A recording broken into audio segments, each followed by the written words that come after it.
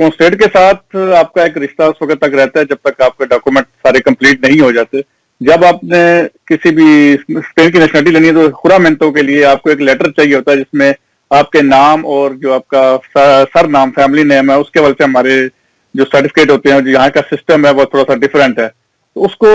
जुरामेंटो से पहले वो लेटर अगर कॉन्सुलेट से मिल जाए तो आपका जो अपील होता है तो वो जरा अच्छे तरीके से आप अपनी मर्जी से रख सकते हैं। और बहुत से दोस्त ऐसे हैं जिनके पासपोर्ट जो है वो 6 महीने से कम रिन्यू होते हैं या उनके एक्सपायर हो चुके होते हैं, किसी वजह से याद नहीं रहते। लेकिन बेसिकली जो है वो नाम का एक सर्टिफिकेट चाहिए होता है कॉन्सुलेट से जो आपने रजिस्टर सिविल लेके जाना होता है ताकि आपको मुतलका जो अपील जो आपका दिल है वो रख सके, क्योंकि बाद दफा हमारे वो जो नाम है उसमें काफी सारी प्रॉब्लम आती है। तो बेसिक तो यही है एक ऐसा, और तो इसके अलावा तो मेरे ख्याल में कोई ऐसी चीज नहीं है कि जिसमें कॉन्सुलेट के किसी लेटर की या किसी चीज की जरूरत हो। देखिए प्रोसेस तो आपने उसका बर्थ सर्टिफिकेट चेक करना है, वालदा का सर्टिफिकेट चेक करना है, और प्रोसीजर तो मेरे ख्याल में अगर ज्यादा ज्यादा साइन करने और आगे पीछे में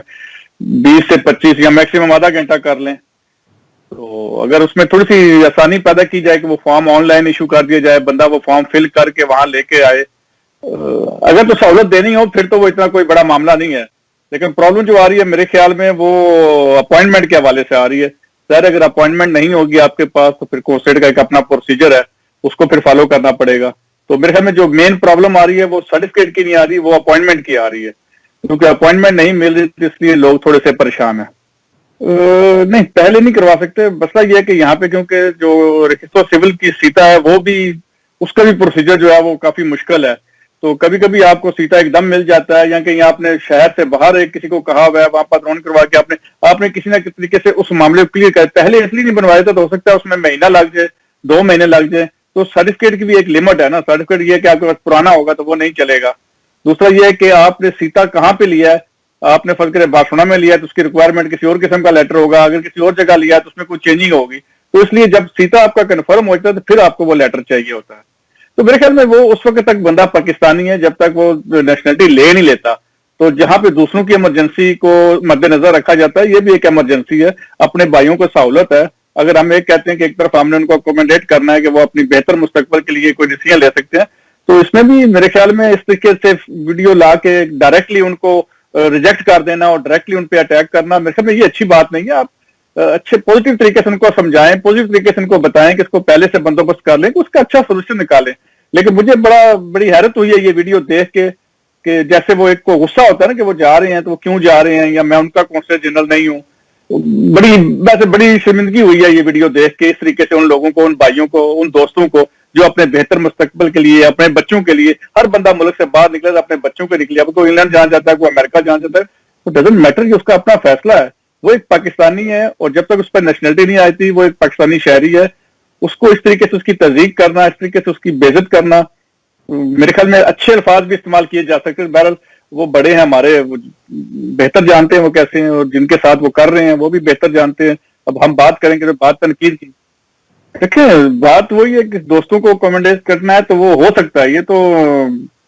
1 महीना 1.5 महीने की बात है। आप लोगों को अगर आप हेल्प करना चाहते हैं, देखिए अगर आप हेल्प करना चाहते हैं तो बहुत कुछ हो सकता है। आप हेल्प नहीं करना चाहते और जो कॉन्फ्लिक्ट के मामला 2 साल से रहे हैं आप उसको 6 महीने में ठीक करना चाहते हैं। आपने वीआईपी कल्चर को प्रमोट किया, आपने उन लोगों को प्रमोट किया, वो पेपर आते हैं लेके बना के चले जाते हैं। अब आप कहते हैं कि 6 महीने में जो है वीआईपी कल्चर खत्म कर दूंगा,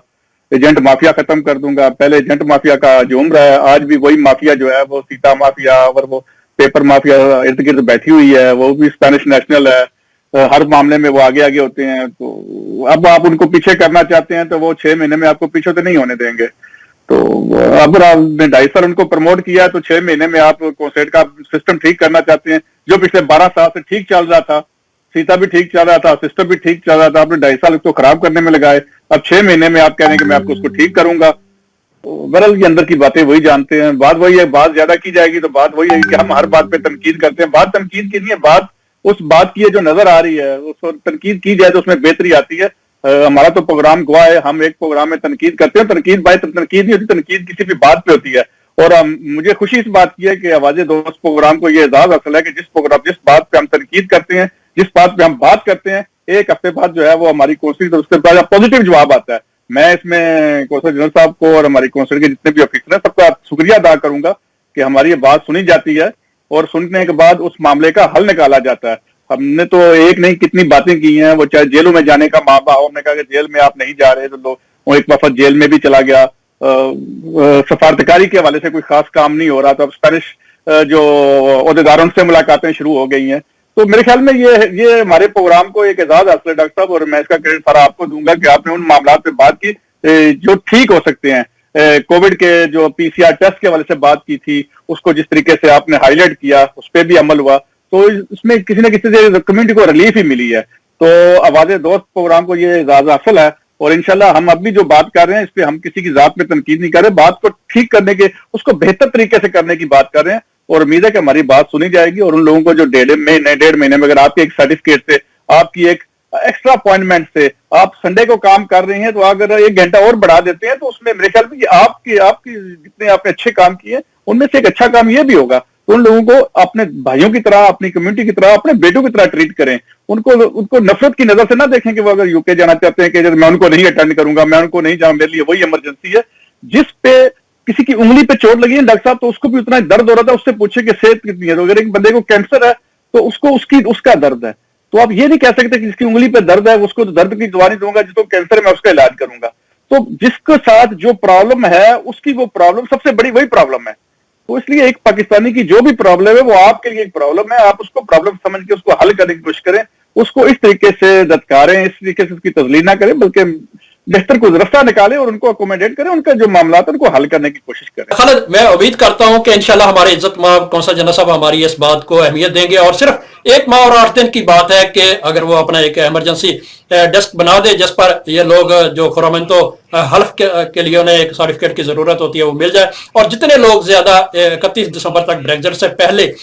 वहां पहुंच सकते हैं उनके लिए रहनुमाई फरमा दे। दूसरा, अगर ऐसा नहीं होता, इजन बार साहब के पास वक्त नहीं है या बहुत ज्यादा रश है, बहुत ज्यादा सीता आगे चला गया, पेशगी वक्त के लिए बड़ी परेशानी है, तो मैं अपने उन तमाम दोस्तों से कहूंगा कि जो खस्तूरिया का काम कर रहे हैं और साथ पाकिस्तानी कम्युनिटी के लीडर भी हैं, आप उनसे रब्ता करें, इंशाल्लाह आपका उसी दिन या नेक्स्ट डे आपका काम हो जाएगा।